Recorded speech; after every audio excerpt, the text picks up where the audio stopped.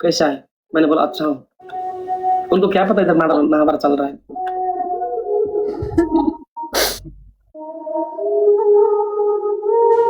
3 महीने में 2 दिन माँ को देखता हूँ, सिर्फ।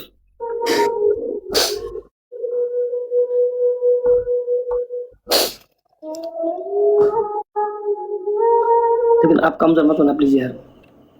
जैसे भी दिक्कत आए देख के मैं कमजोर पड़ गई हूँ रॉबिन जी। जैसे भी दिक्कत आए, हमारे संबंध को स्ट्रॉन्ग बनाइए। मैं हमको आपके बहुत साथ फायदा हूँ, है। मैं आपकी दोस्त हूँ, मैं हमेशा आपके साथ हूँ।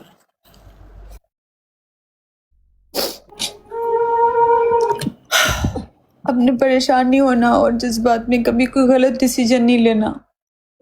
मामलात को बहुत प्यार से, बहुत पोलाइट से चलाना है और रिश्तों को छोड़ा नहीं जाता, उनके साथ हमेशा रहना होता है।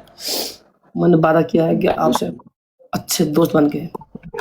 हाँ, आप हमको पसंद करती हो, हम भी आपको पसंद करते हैं।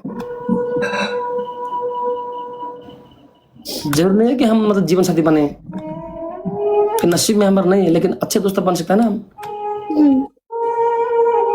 तो दोस्त बन के तो रह सकते हैं ना पूरी जिंदगी। हम अच्छे दोस्त बन के अंतिम सांस तक आपको साथ देने का वादा किया है। हम नहीं छोड़ेंगे आपको यार। इतना जल्दी मैं कहाँ भूल सकता आपको, बताओ। छोड़ना तो किसी भी रिश्ते को नहीं होता, कोई भी रिश्ता छोड़ने का नहीं होता। फैमिली को भी नहीं छोड़ना, किसी को नहीं छोड़ना तो होता ही नहीं ना। छोड़ना तो ऑप्शन ही नहीं होता रॉबिन जी। ना दोस्तों को, ना माँ को, ना फैमिली को, ना बीवी को, किसी को छोड़ने का ऑप्शन नहीं होता। मामलात को ठीक करने का ऑप्शन होता है कि ठीक करना है, मामलात को कैसे सही करना है, कैसे समझाना है, कैसे कायल करना है, एक दूसरे को समझना है, एक दूसरे के दुख को, सुख को, उसकी भावनाओं को ये समझना होता है। छोड़ने का ऑप्शन रिश्तों में नहीं होता। एक बार रिश्ते बन गए तो बन गए, ता कयामत ता उम्र बनते हैं, उनको छोड़ने का ऑप्शन नहीं होता। आप टेंशन मत लो, हम तो ऐसे कभी-कभी सहते हैं। मैंने आपसे ये शेयर किया, आई एम सॉरी यार, आपको कमज़ोर बना दिया। नहीं नहीं, आप सहे, आप उनको समझाएं, क्योंकि आप दिल क्या के करें यार, अच्छे हैं तो क्या समझ करें, आएंगे। आपको दिल की बात शेयर करने का मन करता है, क्योंकि आप बेस्ट फ्रेंड हो। आप मेरे को नज़दीक से जानती हो। मैं सुन रही हूँ। आपसे मेरे को बात शेयर करने से मेरा दिल हल्का होता है। हाँ, और मुझे भी सुन के अच्छा लगता है ताकि आप मुझसे शेयर कर दें, क्योंकि मैं भी आपको ऐसा कोई मशवरा नहीं दूंगी जज्बात में कि आप जिसकी वजह से रिश्ते खराब हों। मैं भी हमेशा आपको वो मशवरा दूंगी जिससे आपके रिश्ते बने रहें, क्योंकि नए रिश्तों के चक्कर में पुराने रिश्ते तोड़े नहीं जाते रॉबिन जी, कुछ भी हो जाए। नए रिश्ते बनाने के लिए पुराने तोड़ना बहुत बुरी बात होती है। हाँ, हर रिश्ते को एक साथ लेके चलना पड़ता है, दोस्तों को लेके चलना पड़ता है, माँ को लेके चलना पड़ता है, फैमिली को लेके चलना पड़ता है। नए के चक्करों में पुरानों को छोड़ा नहीं जाता, कभी नहीं छोड़ा जाता। ओके रुजा, आप स्ट्रॉन्ग हो जाइए। कल हमारा म्यूजिक वीडियो आने वाला है, हम अच्छे से दिखेंगे। नया-नया प्रोजेक्ट में हमें दिखाई देंगे, साथ में काम करेंगे। कभी-कभी इंशाल्लाह। अच्छा लगता है, मन में मत लीजिए प्लीज़। नहीं, बस आप कभी-कभी ऐसा स्ट्रांग होता है। रहें, आप घर का माहौल ठीक रखें, आप सभी ओके रहें, इजी रहें, समझाएं। हर रिश्ता अपनी अपनी जगह होता है, उस रिश्ते के बारे में समझाएं तो सब सही करें, सब एंड चीजें थैंक यू बेहतर मैम। बनाने की कोशिश करें। आपका ओके, टाइम के लिए शुक्रिया। मैं चाहती हूँ कराची स्टार्ट, मुझे लेट हो रही हूँ। ओके प्लीज़ आप जाइए। अगर 12 बजे लाइव आओगी? जी जी, मैं आ जाऊंगी, मैं 2 घंटे वहाँ होंगी, तब तक आ जाऊंगी मैं। हम ज़्यादा लाइव नहीं बैठेंगे, थोड़ा बैठेंगे, लेकिन आना जी ओके? थोड़ा बैठेंगे, जी मैं जरूर आऊंगी। क्योंकि समय गलत चल रहा है यार। ठीक है Robin ji. Thank you for time. Bye bye. Thank you, bye bye. नमस्ते, मिस यू। नमस्ते, मिस यू टू। बाय।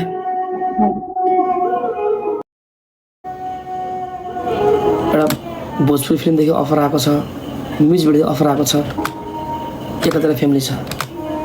कला के भनौँ यार, तनाव छ केटा मलाई। के गर्ने यस्तो यार, यस्तो ससुरालीमा नजा भन्थे बाआमाले। आए बाआमाको अनुहार हेर्न पनि 3 महिना कुर्नुपर्छ यार। घरकै मान्छेले सपोर्ट नबसी कला गर्ने यार, केटा हो यार।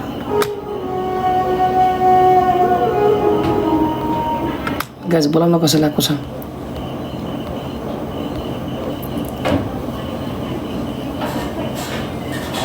आज कोसँग गेम खेल्ने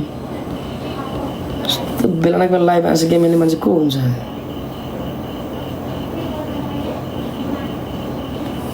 आमालाई हेर्नु पाएन रुबी खायो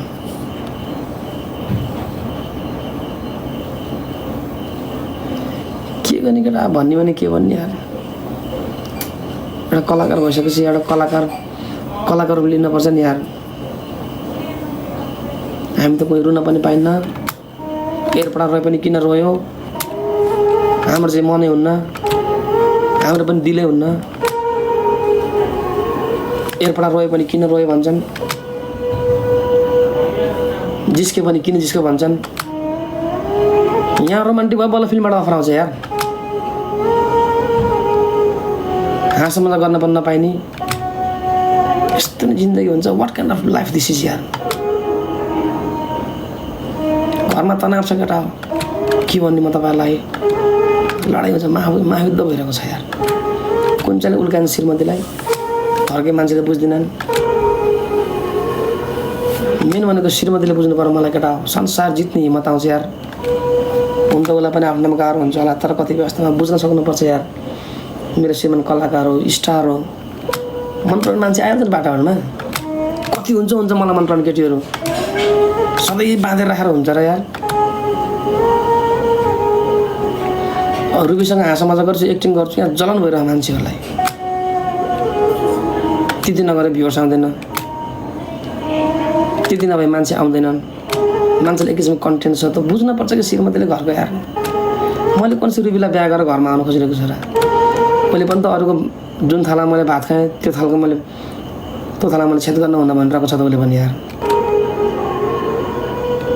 मेन भनेको श्रीमतीले बुझ्नु पर्यो के यार टिकटक के छ र यार टिकटकमा अब केही वर्षपछि टिकटक अब घाँटीले साथ दिन्न बिस्तारै टिकटक छोडिन्छ सधैँ टिकटक हामीसँग हुनु त परिवार त आफूसँग छँदैछ नि यार कम त लफडा भइरह मलाई यहाँ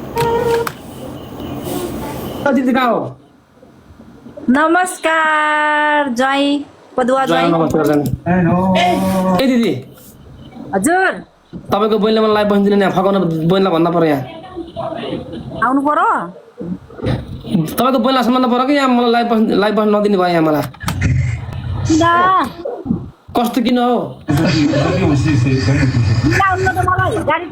पदुवा जय तपाईँको साक्खै बहिनी हो नि सिकाउनु बहिनी लाइभ बस्नु दे अरू लाइभ चाहिँ बस्नु दे भन्न पर्यो कि तपाईँले अब म भनिहाल्छु नि मेरो पदुवा जय किन टेन्सन गर्नुहुन्छ तपाईँ बेच गरेर पागल है यस्ता दिदी सासु हुन्छ यार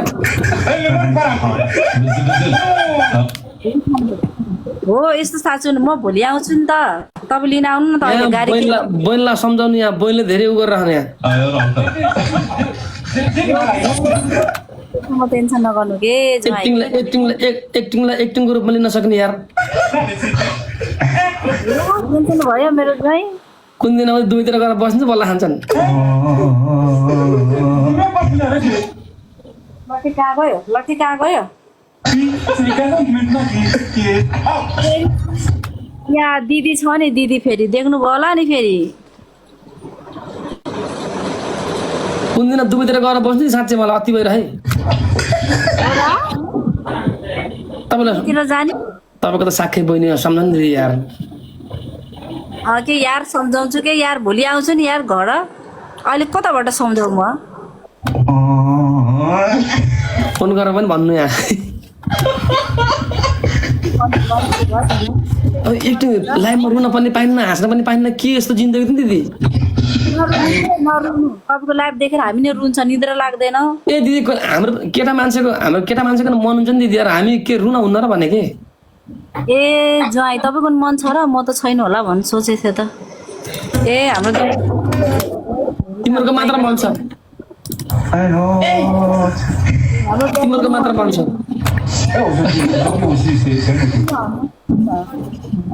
हाम्रो चाहिँ मन हुनु भने के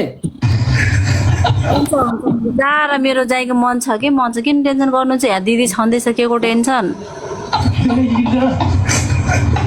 तनाव भयो यार पोइन्टसम्म गेम खेल्ने हो यदि मैले जितेँ भने तपाईँले भोलि बहिनीलाई फकाउने यहाँ हुन्छ कि नै हुन्छ ओके ओके ओके ज्वाइँलाई लाइभ बस्नुन्जेलसम्म डिस्टर्ब गर्न पाउनेस् भनेर फकाउने त्यहाँ हुन्छ कि नै हुन्छ हुन्छ 100% ल रुन पाइयो हाँसमा त गरेर घरमा पनि हुन भएन यार दिदी यार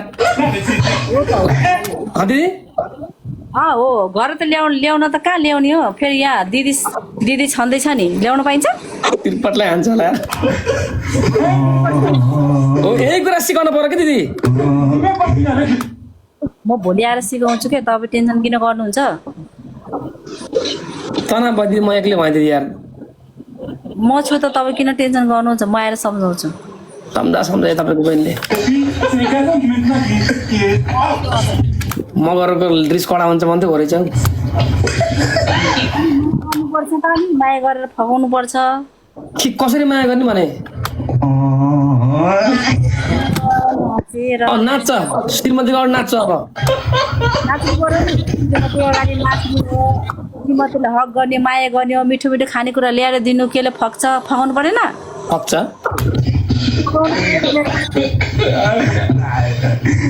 तनाव यार तनाव भनेर फेरि नपार्नु है जोइ तपाईँ भोलि घर आउनु म आउँछु के लिन आउनु न गाडी लिएर सर काम पाएन अब त गाडी बोकेर हिँड्ने गर्छु नि आउनु न आउनु म आउँछु नि म बसमा आउँछु नि के को म आइहाल्छु नि मेरो ज्वाइँ किन टेन्सन गर्नुहुन्छ मेरो पदुवा ज्वाइँ पदुवा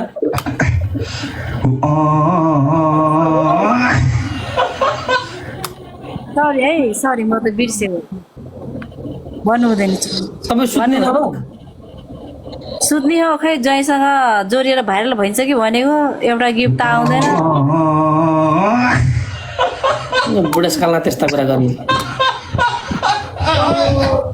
थ्याङ्क यू सो मच एउटा मनको राजाले मनको राजाले मात्रै है ज्वाइँको गिफ्ट यता सरम न हो ब्रदरहरू यता सरम पैसाको पछि नलाग्नु तपाईँ यार जहिले पनि ज्वाइँ गिफ्टको पछि नलाग्नु त्यहाँ भोलि त्यहाँ बोइला सम्झाउनुहोस् मनीको पछि लाग्छ मनीको पैसाको पछि लाग्दैन हो त ल यो दिदी पनि लास्ट रहेछ नि यार ज्वाइँबाट यस्तो कुरा लाग्दैन के को लाज हो ज्वाइँलाई के अरे दिदीको अगाडि पार्दै लाज लाग्दैन के को लाज हो तपाईँ त मेरो भाइ हो भाइ